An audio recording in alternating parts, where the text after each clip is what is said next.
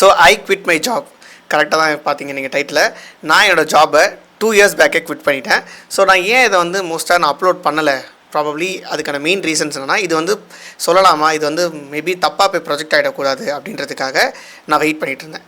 So எப்பயுமே உங்களுக்கு தெரியும், நான் ஃப்ரீலான்சிங் தான் கம்ப்ளீட்டாக பண்ணிகிட்ருக்கேன். பாஸ்ட் 5 yearsஆக நான் காலேஜிலேருந்து இப்போ வரைக்குமே ஃப்ரீலான்சிங் பண்ணிகிட்ருக்கேன். ஈவன் தோ நான் ஒரு சாஃப்ட்வேர் டெவலப்பர், நான் ஒரு ஐடி கம்பெனியில் ப்ளேஸ் ஆனேன், ஒரு நல்ல சேலரி தான் ப்ளேஸ் ஆனேன். பட் இருந்துமே நான் ஃப்ரீலான்சிங்கை பார்ட் டைம் பண்ணியிருந்தேன்.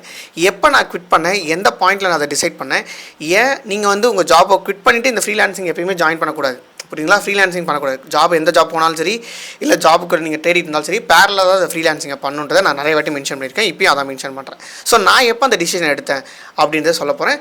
மோஸ்ட் ஆஃப் பீப்புள் அந்த 9 to 5 எப்போ வந்து நான் குவிட் பண்ணேன், எதனால் குவிட் பண்ணேன் அப்படின்றது எல்லாமே நம்ம டீட்டெயிலாக பார்ப்போம். ஸோ பேசிக்காக சொல்ல போனால், ஒரு காலேஜ் செகண்ட் இயர் படிக்கும் போது நான் அந்த ஃப்ரீலான்சிங்கை ஸ்டார்ட் பண்ணேன். எதுக்காகனா, என்னோட காலேஜ் ஃபீயை நானே பே பண்ணணும் ரீசனுக்காக. ஸோ எனக்கு வந்து கோடிங் வந்து பெருசாக வராது. ஸோ அதனால் நோ கோடில் நான் வெப்சைட் டெவலப் பண்ண ஸ்டார்ட் பண்ணேன். ஸோ வெப்சைட்ஸை கொஞ்சம் கொஞ்சமாக டெவலப் பண்ணி ஓரளவுக்கு டீசெண்டாக க்ரியேட் பண்ண ஆரம்பிச்சிட்டேன். தென் நான் அங்கேருந்து கிளைண்ட்ஸை கொஞ்சம் கொஞ்சமாக பிடிக்க ஆரம்பித்தேன். சென்னையில் இருக்கும் போதே நிறைய கிளைண்ட்ஸை பிடிச்சேன். ஃபைனலாக எனக்கு ஒரு ஐடி கம்பெனி ஜாப்லேயும் வேலை கிடச்சிது. நான் வந்து ஒரு BE computer science graduate. But இது வந்து நான் இப்போ பண்ணுற விஷயத்தை வச்சு no code website development skill செட்டுக்கும் நான் பிஇ கம்ப்யூட்டர் சயின்ஸ் படித்ததுக்கும் எந்த ஒரு சம்மந்தமும் கிடையாது. ஏன்னா நம்மளோட ஸ்டூடெண்ட்ஸ் நிறைய பேர் காமர்ஸ்லேருந்து கூட இப்போ வெப்சைட்ஸை சூப்பராக டிசைன் பண்ணி கிளைண்ட்ஸோட ஒர்க் பண்ணிட்டு இருக்காங்க. சரிங்களா? ஸோ இதையும் கன்ஃபியூஸ் பண்ணிக்க வேணாம். ஸோ நான் வந்து ஃபைனல் இயருக்குள்ளே போனேன். எனக்கு பிளேஸ்மெண்ட்லேயே நல்ல ஒரு ஜாப்பில் கிடச்சிது வேலை.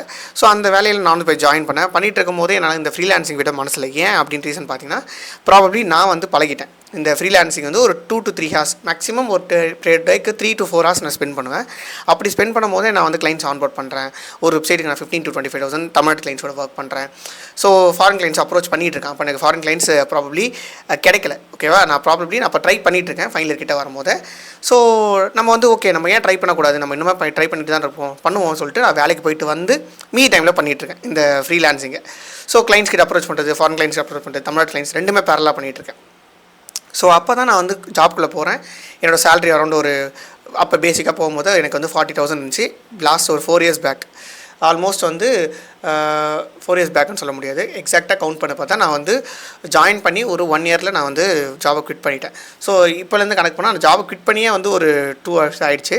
ஸோ கணக்குப்படி பார்த்தோன்னா நான் உள்ளே போகிறேன், ஜாயின் பண்ணி ஒரு 1 yearக்குள்ளே நான் வந்து கிளைண்ட்ஸில் அப்ரோச் பண்ண ஆரம்பிச்சிட்ருக்கேன். நான் பார்ட் டைமில் பண்ணிகிட்ருக்கேன். இது வந்து நான் வந்து இந்த சாட்டர்டே சண்டே அவுட்டிங் அதெல்லாம் மறந்துட வேண்டியது தான். புரியுதுங்களா? மோஸ்ட் ப்ராப்ளி நான் அங்கே இருப்பேன், என்னோடய ஃப்ரெண்ட்ஸோ எல்லாருமே நாங்கள் வந்து ஒன்றா வந்து ஒரு அப்பார்ட்மெண்ட் எடுத்து தங்கியிருந்தோம். அங்கே தான் ஆஃபீஸ் பக்கத்துலன்னு சொல்லிட்டு. பட் அங்கே சாட்டர்டே சண்டே போக மாட்டேன், அவுட்டிங் போக மாட்டேன், மால்ஸ் போக மாட்டேன். சாட்டர்டே சண்டே உட்காந்து கிளைண்ட்ஸ் அப்ரோச் பண்ணுறது, மெயில் சென்ட் பண்ணுறது, டிஎம் பண்ணுறது, இந்த மாதிரி எல்லா விஷயத்தையும் பண்ணிகிட்டு இருந்தேன். ஏன்னா வந்து கிளைண்ட்ஸ் கிடச்சாகணும். எனக்கு தெரியும் என்னோடய ஃபேமிலி இருக்க சுச்சுவேஷன்ஸ். அப்போது நான் வந்து கன்ஃபார்மாக வந்து ஒரு ஏர்ன் பண்ணி எக்ஸ்ட்ரா பண்ணி தான் நம்ம வந்து கொண்டு வரணும் அப்படின்னு சொல்லிட்டு டிசைட் பண்ணி கிளைண்ட்ஸ் எடுத்தே ஆகணுன்றது டிசைட் பண்ணிட்டேன். ஸோ அப்படி நான் கொஞ்சம் கொஞ்சமாக வந்து சாட்டர்டே சண்டே குவிட் பண்ணேன். மூவிஸ் போகிறத கொஞ்சம் தவிர்த்தேன். பெருசாக ஃபோன்ஸ் மட்டும் வீட்டில் ஃபேமிலியோட பேசுறதோட சரி. பட் நிறைய பேர் இந்த சாட்டர்டே சண்டே யூட்டிலைஸ் பண்ணிப்பா மாட்டாங்க, ஆனால் நான் யூட்டிலைஸ் பண்ணிட்டேன் அப்போது. ஸோ அப்போ நிறைய கிளைண்ட்ஸ் ஆன்போர்ட் பண்ணேன். அப்பயுமே வந்து சரி நிறைய டைம் இருந்துச்சு அந்த சாட்டர்டே சண்டேனா. அப்பயும் தான் வந்து நான் கொஞ்சம் கொஞ்சம் யூடியூப் சேனலே ஸ்டார்ட் பண்ணேன், ரொம்ப அதிகமாக ஃபோக்கஸ் பண்ணுறது. சரிங்களா? ஸோ அப்படி நான் பண்ணிகிட்டு இருக்கும் போது எனக்கு ஃபாரின் கிளைண்ட்ஸ் கிடைக்க ஆரம்பித்தாங்க. ஃபஸ்ட்டு எனக்கு யூஎஸ்லேருந்து கிளைண்ட்ஸ் கிடைச்சாங்க. ஸோ அவங்க கிளைண்ட்டு இப்போ வரைக்கும் எனக்கு கூட ஒர்க் பண்ணிகிட்டு இருக்காங்க. அப்புறம் யூஎஸ், யூகே, கொலம்பியன் கிளைண்ட்ஸ்லாம் ஆன்போர்ட் பண்ண ஆரம்பித்தேன். ஸோ ஆன்போர்ட் பண்ணி நான் மட்டும் ஒர்க் பண்ணிகிட்ருக்கேன். பார்ட் டைம்லேருந்து பண்ணுறேன், ரொம்ப ஹெக்டிக்காக போகுது. பட் நான் ஒரு வாட்டி என்னோடய சேலரியும் என்னோடய ஃப்ரீலான்சிங்கையும் பார்க்கும்போது ஓகே, ஃப்ரீலான்சிங் இன்கம் நல்லாவே வந்துச்சு.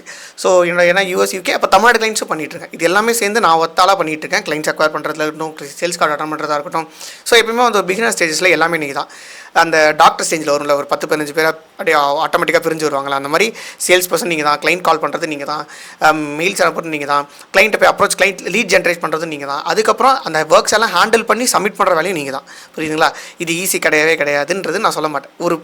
ஆனால் இதில் அடிஷனல் இன்கம் ஏர்ன் பண்ணுறோம்ல. ஸோ அந்த டைமில் நான் டிசைட் பண்ணேன், ஓகே நம்மளோட 9 to 5 ஜாபோட ஒரு நல்ல இன்கம் கிடைக்குது. ஸோ இதுதான் கரெக்டான டைம் நம்ம குவிட் பண்ணணும்னு சொல்லிட்டு என்னோட ஜாபை குவிட் பண்ணிட்டு I started my own company. அதுதான் தீக்ஷித் ஆயுதா என்டர்பிரைஸ்ன்ற கம்பெனி. ஸோ இந்த கம்பெனிக்கு தான் இப்போ யூஎஸ், யூகே, கொலம்பியன், அப்புறம் தமிழ்நாட்டில் கன்னியாகுமரி, தஞ்சாவூர், சேலம், கடலூர் இந்த மாதிரி எல்லா கிளைண்ட்ஸும் இப்போ வரைக்கும் ஒர்க் பண்ணுறாங்க. That's my main business. இப்போ நான் கம்ப்ளீட்டாக என்னோடய சொந்த ஊருக்கே வந்துட்டு என்னோடய பேரண்ட்ஸோட நான் இப்போ ஒர்க் பண்ணிகிட்ருக்கேன். சரிங்களா? ஸோ இந்த ஜேர்னியை நான் ஏன் சொன்னேன், இதில் எவ்வளோ ஜென்ரேட் பண்ணேன் அப்படின்னு பார்த்தீங்கன்னா, நான் யூஎஸ் கிளைண்ட்ஸ் கூட ஒர்க் பண்ண ஆரம்பிச்சேன். இப்போ தமிழ்நாட்டு கிளைண்ட்ஸ் கூட ஒர்க் பண்ணும்போது அரௌண்ட் பர் மந்த்துக்கு நான் வந்து அரௌண்ட் ஒரு 25,000 earn பண்ணியிருந்தேன், 20,000 to 35,000 per month. பட் அதுக்கப்புறம் ஒரு யூஎஸ் கிளைண்ட்ஸில் போகும்போது ஒரு வெப்சைட்டுக்கு நல்லா 80,000 to 90,000 சார்ஜ் பண்ணும்போது ஓகே இந்த 1 lakh per monthன்றதை நான் கிராஸ் பண்ண ஆரம்பித்தேன். ஸோ ஓகே அப்போ வந்து நம்மளுக்கு ஒரு எனர்ஜெட்டிக்காக ஃபார்ம் ஆச்சு. ஓகே நம்மளால் அதை பண்ண முடியும், நிறைய டைம் கையில் இருந்துச்சு, ப்ளஸ் நிறைய டைமில் கையில் இருக்க மாதிரி நான் ரெடி பண்ணிக்கிட்டேன். எப்பயுமே டைம் வந்து நான் கொஞ்சம் எல்லா ஒர்க்ஸு பர்சனல் ஒர்க்ஸ் எல்லாம் தள்ளி வச்சுட்டு நான் அந்த ஃப்ரெண்ட்ஸோட வெளியே போகிறது இதெல்லாம் கொஞ்சம் கொஞ்சமாக தவிர்த்துட்டு இதில் ஃபோக்கஸ் பண்ண ஆரம்பிச்சேன். ஆனால் இப்போ நல்லா நம்ம ஃப்ரெண்ட்ஸோட வெளியே போயிட்டு வரோம், வீக்கெண்ட் சில் பண்ணுறோம், அதெல்லாம் ஓகே. பட் அந்த ஒரு 1 or 2 years அந்த டைமில் நம்ம வந்து கொஞ்சம் பண்ணி தான் ஆகணும். அப்புறமா நான் அந்த 1 lakh per monthன்றதை கிராஸ் பண்ண ஆரம்பித்தேன். ஸோ இப்போ நிறைய கிளைண்ட்ஸ் ஆன்போர்ட் பண்ணிட்டுருக்கேன். தமிழ்நாட்டிலேருந்து இப்போ நிறைய ஃபோக்கஸ் பண்ணிட்டுருக்கேன். பட் இதுக்கப்புறம் நான் இன்னும் யூஎஸ் கிளைண்ட்ஸே ஃபோக்கஸ் பண்ண ஆரம்பிக்க போகிறேன். ஸோ என்ன ஸ்ட்ராட்டஜி யூஸ் பண்ணேன் அதுக்கு தான் நீங்கள் மெயினாக அந்த வீடியோ கிளிக் பண்ணி பார்த்துருப்பீங்க. அதையும் நான் எக்ஸ்பிளைன் பண்ணுறேன். ஸோ வெயிட் பண்ணி பாருங்கள். முதல்ல நான் கிளைண்ட்ஸை அப்ரோச் பண்ண ஆரம்பிச்சது வந்து Instagram and Facebook தான். அது நான் உங்ககிட்ட எல்லாருக்கிட்டே சொல்லியிருக்கேன். நம்ம ஸ்டூடெண்ட்ஸ் எல்லாருமே அதான் யூஸ் பண்ணிட்டு இருக்காங்க. But US UK foreign clients பக்கம் போகும்போது நம்ம வந்து மெயிலில் தான் அப்ரோச் பண்ணி ஆகணும். அவங்க பெருசாக வந்து இந்த Instagramல யூஸ் பண்ணுறாங்க. பட் ஒரு டிஎம்ஸ் அப்படியே நிறையா இருக்கும், அவங்களுக்கு அதெல்லாம் பார்க்க செக் பண்ண டைம் இருக்காது. ஸோ அதெல்லாம் மெயில்ஸ்ன்றது பெட்டர். மெயில்ஸில் நம்ம வந்து மெயில் கிராஃப்ட் பண்ணலாம். அது பேர் வந்து கோல்டு இமெயிலிங் சொல்லுவாங்க. ஸோ நான் கோல்டு இமெயிலிங் தான் கிளைண்ட்ஸ் எடுத்துக்க ஆரம்பித்தேன். நீங்களுமே அதை ட்ரை பண்ணலாம். நிறைய வேஸில் கோல்டு இமெயில் லேர்ன் பண்ணலாம். நான் அந்த பேசிக்ஸாக யூடியூப்ல தான் லேர்ன் பண்ணேன். அதுக்கப்புறம் நான் இப்போ ஸ்பெசிஃபிக்காக எடுத்து நான் ஒரு ஃபார்மெட் எடுத்து என் ஸ்டூடெண்ட்ஸ் கிட்ட கொடுத்தேன். அதுவுமே நல்லா ஒர்க் அவுட் ஆகிட்டு இருக்கு. பட் ஆஸ் அ பேசிக் பிகினராக இருக்கீங்க நீங்கள் அப்படின்ற பட்சத்தில் நீங்கள் யூடியூப்ல ஜஸ்ட் நீங்கள் கோல்டு இமெயில் சர்ச் பண்ணி அதுலேருந்து நீங்கள் பிக்கப் பண்ணலாம். ஒரு சில அது வந்து யூஎஸ் கிளைண்ட்ஸ்.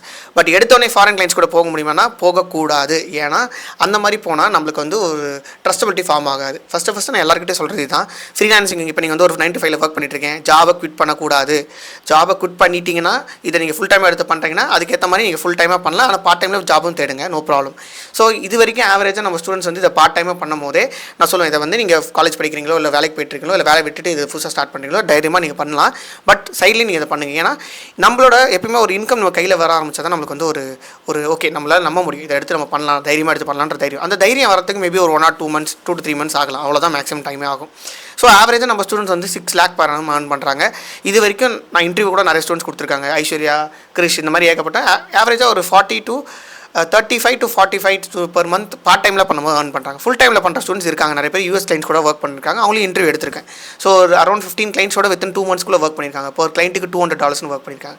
நான் பர் கிளைண்ட்டுக்கு அரௌண்ட் $700 to $600 சார்ஜ் பண்ணிட்டுருக்கேன். That's equal to 70,000 to 80,000 rupees. So இதில் இன்கம்ஸ் நல்லாவே பார்க்கலாம். பட் இதை பார்ட் டைமில் பண்ணிட்டு தென் இதை ஃபுல் டைமாக மாற்றுறது பெட்டர். ஸோ இந்த டாலர்ஸில் கவுண்ட் பண்ணும்போது டாலர்ஸ்லாம் நம்ம ஃபேன்சியாக இருக்கும். அதுக்கேற்ற மாதிரி நீங்களும் ஒர்க் பண்ணி தான் ஆகணும். பிகினிங் டைமில் நீங்கள் கொஞ்சம் கொஞ்சமாக போகலாம். அப்புறமா நீங்கள் வந்து என்ன மாதிரி டீம்லாம் செட் பண்ணி அதை ஹேண்டில் பண்ணுறதுக்கு ஒரு 2-3 பேரை வச்சு நீங்கள் ஒர்க் பண்ணிக்கலாம். சரிங்களா? ஸோ ஸ்ட்ராட்டஜிஸ் நான் ரிவீல் பண்ணுறேன். Instagram, Facebook, அதுக்கப்புறம் கோல்டு இமெயிலிங் பெட்டர். ஃபஸ்ட்டு தமிழ்நாட்டு கிளைண்ட்ஸ் கூட ஒர்க் பண்ணணும், அதுக்கப்புறமா தான் ஃபாரின் கிளைண்ட்ஸ் கூட போகணும். அதுதான் நான் எல்லாருக்கிட்டையும் சொல்கிறது. ஸோ இந்த கிளைண்ட்ஸ் கிட்டலாம் எப்படி பேசுறது, கிளைண்ட் கால்ஸ்லாம் எப்படி அப்லோட் பண்ணுறது, 1 second. ஓகே.